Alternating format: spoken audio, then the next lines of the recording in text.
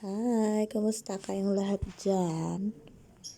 Kumusta ang mga magsasaka? Sinong mga magsasaka dyan sa inyo? Kaway-kaway, taas ang mga kamay.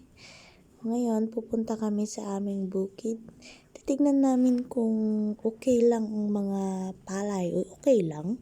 Bakit? May sakit ba sila? Char, hehe. Kung okay na ba? Kung pwede nang anihin. You know, pag may kagaya nga ng sa kasabihan na pag may tinanim, may anihin. Hihi. Charot lang. Yung lakad-lakad. Pero aminin nyo guys, ang saya kapag nagtatanim tayo, di ba?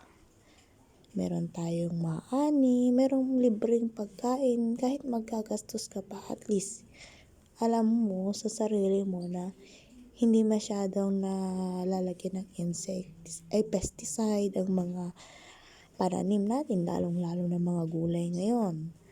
Yung mga gulay ngayon, ang pamahal ng mga bilihin, di ba? Oo. O, di ba ang ganda ng view? Abangan ninyo ako guys, baka magpapatay ko ng kubo. Kubo? Sinong gustong mag-abang ng magpapatay ko ng kubo dyan? Kubo-kubo, bahay kubo. Kahit munti ang halaman doon. O, napakanta pa ako. Pero ganda-ganda. Yan ang gustong-gusto kong tanawin. Green.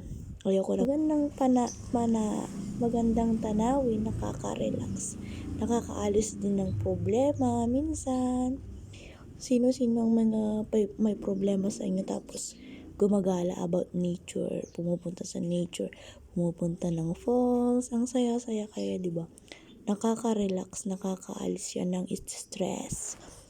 Stress sa trabaho, stress sa tao, char. Oo, syempre, need mo din mag-relax sometimes. Ako nga din, kapag nakakita ko ng green, bundok, about sa nature, nakaka-relax na. Gustong-gusto ko nang nare-relax ako. Ang iniisip ko na lang, ay, wow, ang ganda. Tingnan ninyo yung pananim namin. Siguro after how many weeks ito, malapit ng maani. Ayan, kinain ata ng mga manok yung iba. Kaya nakababa yung mga palay namin. Green pa lang yan, maragatas pa lang, hindi pa pwede.